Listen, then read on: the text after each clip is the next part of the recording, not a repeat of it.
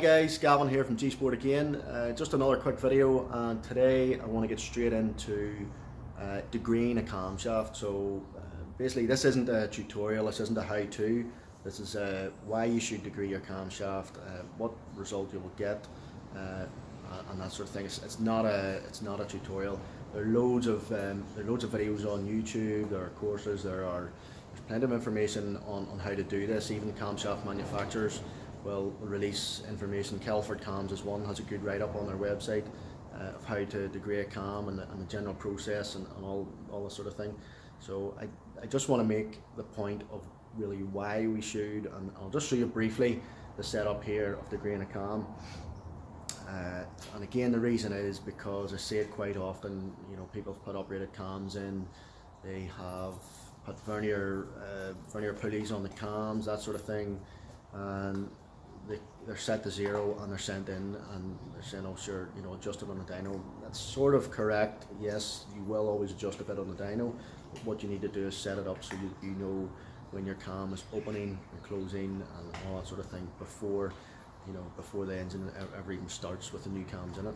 So I'll bring you over here. I have the Supra here. This is, like, as I say, if anybody had seen the last video there, Gsport has now acquired this Supra. So we're going to be using the car, and I'll put out some other bits and bobs of videos, and we'll do some testing on the car. But the Supra, it's running a 2JZ GTE VVTi engine, so of course the VVT cam we won't need to worry about because it's constantly variable. The ECU controls the phasing of that cam, so the opening and closing time, so you can't degree a VVTi cam, you know, or a variable cam, because it is variable.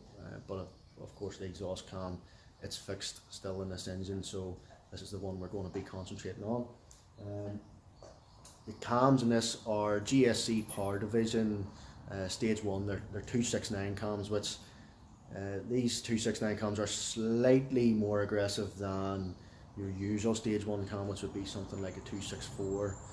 Then you go into Stage 2, which is something like a 272, so it sort of falls somewhere in between there.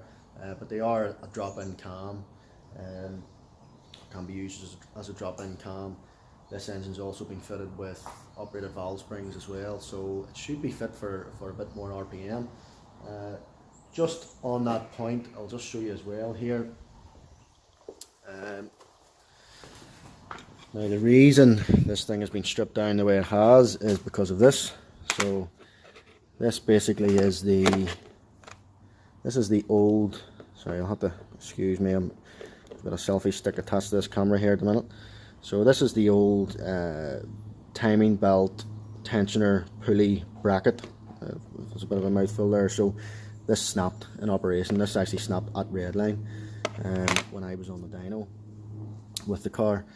Now these have been known to snap for various reasons, higher RPM and higher horsepower outputs and all this sort of stuff. This was factory RPM limit, and it snapped there. So now one potential reason, and I don't know if it is the reason, is you can see here somebody's been in there with a pry bar or something like that, trying to pry this tensioner loose, I assume, so they can you know, remove the timing belt or something like that. It's 2 bolts that takes the actual timing belt tensioner out on these cars. It's really easy to do, so there's absolutely no need for somebody to be putting pry bars in there. And not only that, the tensioner in these is dampened as well, so you can't just, you know, push against the spring and release it. It actually takes quite a while for it to move because it is dampened, and it's quite heavily dampened, even when you put it in the vise. You know, when you put the factory tensioner in the vise, it takes a while to compress it. You have to take it very slowly. So I don't know, it could have been a reason why, but it's just one of these things you pick up. And I could also see in here the bolt that they'd levered off against with the pry bar. There was damage to the bolt as well. That's no big deal, but it's just the evidence of what happened there. So anyway, back to the engine here. And so what we have here is the 2JZ VVTi, as I say. So let me just take you off this selfie stick. That's us, it's a bit better. So yeah, we have our inlet cam, which is constantly variable. We have our exhaust cam here. So of course there's a Titan Motorsports pulley on it there. We've our 269 cams, dial indicator set up, cam card in below, timing belt all refitted. We have as well, just to try and stop that fault ever happening again, this is a billet bracket, you know, for the pulley there. And as I say, this is the tensioner down here, which has a fairly heavy spring in there, but is also dampened as well, so you can't, somebody had get in here and tried to lever down on this against this bolt here. You may or may not even be able to see that. Yeah, you see that? May be able to see a bit of damage to the bolt. Anyway, they tried to do that, and look, that's just not going to work. It's not going to happen. So what I have done here is I've already degreed this cam. I've literally just set it up there 5 minutes ago, and on the cam card, on the specification sheet that is supplied by GSC, it says that the exhaust cam should open at 50 degrees before bottom dead center of crank rotation. So again, the reason why you do this is because you want your crank and your cam to be running in sync properly. So basically this cam has to open at the right time in relation to the crank rotation, hence the belt, and the belt isn't enough just to do that. So this originally came in this setup. Let me just get something to point a bit closer there. So this was originally set, there's your cam marker here on the vernier pulley, and this was set about 3 or 4 degrees retarded. It was basically set to the center line of this pulley, which is this big long white mark here, and that's just the center line of the pulley. That's not the center line of the cam or anything like that. That's just like a home position for the pulley, and nothing else. It has zero relation to the cam, you know, in terms of degreeing the cam. So it's there simply for a marker, just to give you something to use to count degrees and this sort of stuff. Now, okay, so what I did, we find TDC first of all. Again, there's a process to find TDC. I'm not going to get into it right now. Here's our marker here. We are not on TDC at the minute. We're actually at about 48, 49 degrees before bottom dead center, which okay is 1 or 2 degrees out from what it should be, but I'm happy enough with that. It's not that precise that 1 degree of crank rotation is going to cause any big issue.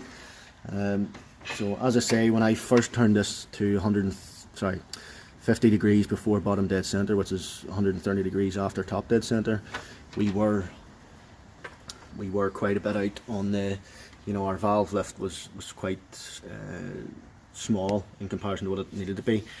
These cams, they designate valve lift is 40 thousandths of an inch, which is basically 1 millimeter of lift. So 1 millimeter of movement in the valve is classed as the valve being open. So this is our dial indicator here. It goes straight down onto the bucket of the cam, and that's it. Actually at 1 millimeter it's went, because there's a metric gauge, it went from 0 right round to 0. It's just a degree past 0 there. So that's fine. There's no problem there. That's perfectly acceptable. And as I say, I'll just swing it on past here so you can see. I'll swing it on past so it'll continue to open, in other words, here. So that's just a bit of bit of crank movement there, and that's pretty much how you set it, you know, with regards to how your dial indicator operation works. So yeah, the reason that you want to do this is, as I mentioned, to get your timing between your crank and your cam in sync, so that the cam is opening and closing at the correct time. And this is, you know, your cam manufacturer will dictate this. they're the guys who are grinding these cams. They're the guys who are saying that this is the best way this cam is going to work. You know, so it'll operate at its best when it opens at so many degrees before bottom dead center, and so on. So if you don't set this up, your cam's always going to be running sub-optimal. It's not going to work as well as it could potentially be doing. Now, another point is, when I get this car on the dyno, I will adjust this from this point back and forward a few degrees either way, and just see what sort of results we get, because this isn't the be all and end all. This gets you to your position that the cam manufacturer says the cam should work best at, but you can find a little adjustment here and there can give you, you know, an extra bit of torque at a certain point in the RPM range and so on. This being exhaust cam, it's probably not going to make much of a difference. It might make a difference in spool and this sort of thing, but it's not going to be much of a difference. So look, thanks for watching. If you want to watch any more of the videos, you can certainly see more of them on the Facebook page, which is facebook.com/gsportcarsni. On YouTube, you can get on the YouTube channel there, which is youtube.com/user/gsportcars1. LinkedIn, I'll be going to be posting some more content up on LinkedIn. But yeah, we're going to get this built up and we'll get the thing running again today, hopefully, and then there'll be further videos again with some testing on the dyno, and you can see but we'll actually see if we need any adjustment to this exhaust cam or not. So yeah, thanks for watching, and I'll see you next time.